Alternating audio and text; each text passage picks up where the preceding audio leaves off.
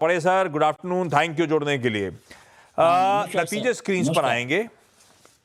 आय में और अच्छा, आय तो 5% बढ़ी, उसके सामने इबीटा गिरा, मार्जिन्स कॉन्ट्रैक्शन थे।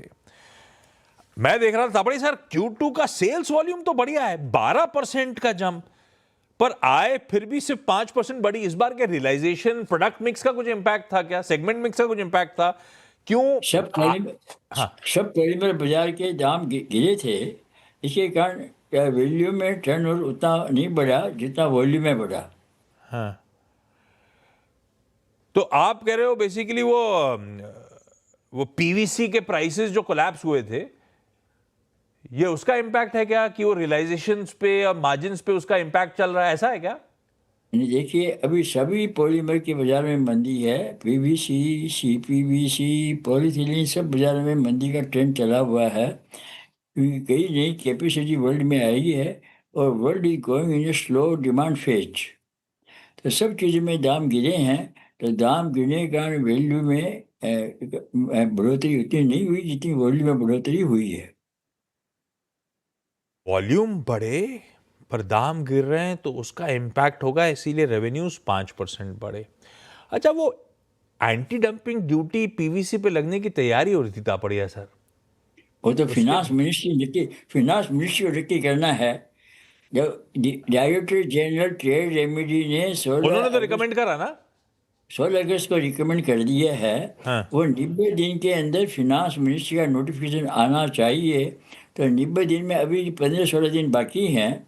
15-16 दिन बाद मालूम पड़ेगा। हमारा मानना है कि जो आनी चाहिए, परंतु आखिर में फिनांस मिनिस्ट्री का क्या रवैया रहता है उसका मैं तो नहीं बोल सकता हूँ। हाँ, ये बात सही है। डीजीटीआर ने रिकमेंड कर दिया है, 90 डेज की विंडो है, अगस्त के मिड में रिकमेंड करा था, तो अभी विंडो खुली हुई है। देखते हैं फाइनेंस मिनिस्ट्री फाइनली क्या सील ऑफ अप्रूवल लगाती है, जैसे डीजीटीआर ने रिकमेंड किया था। एंटी डंपिंग ड्यूटी लगती है नहीं लगती है, वो कहना बड़ा मुश्किल है, बिल्कुल ठीक बात। अच्छा, इस बार के वॉल्यूम्स में वो मेरे ख्याल से ऑर्बिया वेविन के जो पाइप और फिटिंग्स का बिजनेस आपने एक्वायर कर रहा था, उसका भी कंट्रीब्यूशन आना होगा शायद, क्योंकि पूरे FY26 के लिए हमारी बातचीत हुई थी कि 30,000 MT वहां से वॉल्यूम्स आने वाले होंगे। तो इस बार के जब वॉल्यूम की पिक्चर है, तो उसमें ऑर्बिया के एक्विजिशन का कितना असर पड़ा है सर, वहां से कितना कंट्रीब्यूशन आया है? वो जो हमने 1 अगस्त को एक्वायर की थी, हाँ, तो उसका जो बहुत छोटा असर पड़ा है। और उनकी कैपेसिटी भी 71,000 की सारी साल की कैपेसिटी है। हमारी कैपेसिटी तो उनके सब मिला के हमारी कैपेसिटी हो जाएगी 10 लाख टन। तो उनमें उनकी जो कैपेसिटी का अंश बहुत छोटा है। पर हमारा मानना है कि हमारी ओवरऑल ग्रोथ 12 से 14% रहेगी और प्लास्टिक पाइप की वॉल्यूम ग्रोथ 15 से 17% रहेगी, जिसमें थोड़ा योगदान ओर्बिया की वार्मिंग की जो यूनिट लिए हैं उनका भी थोड़ा योगदान रहेगा। दान छोटा है साइज में, ठीक बात तो सच है, पर 12 से 14% आप कह रहे हो पूरे साल की ग्रोथ रहेगी। पहले हम 14 से 15% की बात कर रहे थे, नहीं, तो वो 14 मैं से 15 से अब हो गई 12 से 14। इस साल की पहली छमाही में हमने 8% वॉल्यूम ग्रोथ अचीव कर ली। सेकेंड हाफ में दमखम लौटेगा नहीं, ऐसा मानना है क्या हमारा? साधारणतः सेकंड हाफ फर्स्ट हाफ से अच्छा रहता है, हाँ, क्योंकि फर्स्ट हाफ के अंदर 3 महीने मानसून के रहते हैं। मानसून में डिमांड कम रहती है। नहीं वो बिल्कुल ठीक है। मैं उसके बावजूद H2 अच्छा रहेगा, दूसरी छमाही अच्छी रहेगी, फिर भी जो ओरिजिनली हमने 14 से 15% वॉल्यूम गाइडेंस की बात करी थी, उसे आप काट के आप कह रहे हो 12 से 14%।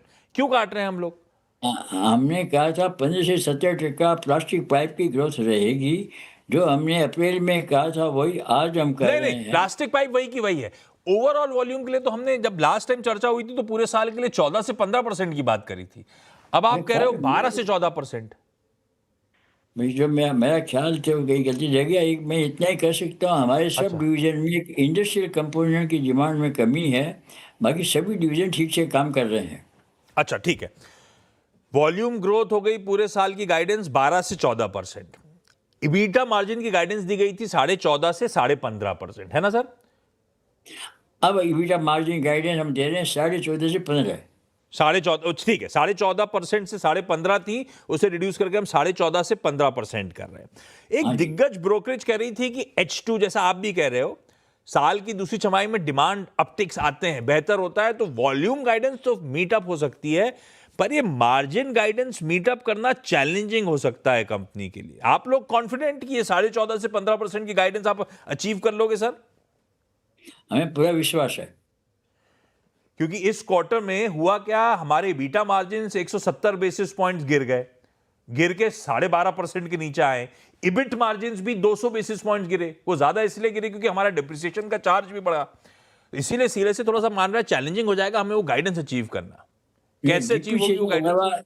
डिप्रिसिएशन के अलावा सब पॉलीमर दाम जो गिरे थे उससे इन्वेंट्री लॉस भी आया था। अभी दाम काफी गिरे हुए हैं। अब हमें उम्मीद है कि प्राइस ये लेवल में क्लोज टू ये लेवल में सेटल होना चाहिए। ओके, चलिए Tapade sir, thank you so much आज जुड़ने के लिए। तापड़े सर ने H2 अच्छा रहेगा ये बात सही है, पर हमने जो ओरिजिनली गाइडेंस वॉल्यूम ग्रोथ की और इबीटा की दी थी वो थोड़ा सा रिड्यूस करा है। देखते हैं साल कैसा पैन आउट होता है और देखते हैं पीवीसी पाइप, पीवीसी पे एंटी डंपिंग ड्यूटी पर फाइनेंस मिनिस्ट्री का फाइनल कॉल क्या आता है। जो अच्छा अपने सर जाते जाते डीजीटीआर ने जो रिकमेंड कर रखा है, अगर वो इंप्लीमेंट हो गया तो इंडस्ट्री के लिए बिल्कुल फेवरेबल हो जाएगा क्या मामला? जो आखिर में हिंदुस्तान में रॉ मटेरियल बनना बहुत आवश्यक होता है। 2/3 इम्पोर्ट होता है, 1/3 इम्पोर्ट लोकल बनता है। कंट्री आत्मनिर्भर होगा तो ही व्यापार बढ़ेगा। यदि इनकी इतनी इंजरी होती है तो इस व्यापार में फिर निवेश नहीं होगा, कैपेसिटी यहाँ इंडिया की बढ़ेगी नहीं। हमारा पूरा इंटरेस्ट है कि ज़्यादा से ज़्यादा माल जो हम रॉ मटेरियल लेते हैं वो हिंदुस्तान में पैदा हो। बिल्कुल ठीक है, अब वो अवेटेड। तो जो प्रोड्यूसर है उनको सपोर्ट देना बहुत जरूरी है। मैं बिल्कुल ठीक। कल और आज दोनों दिन वैसे स्टॉक दबाव में था इन नंबर्स की बात था। पड़े sir, thank you so much आज जुड़ने के लिए। लाइए जरा एक बार फिर निफ्टी रखिएगा स्क्रीन पे और रखिएगा प्लीज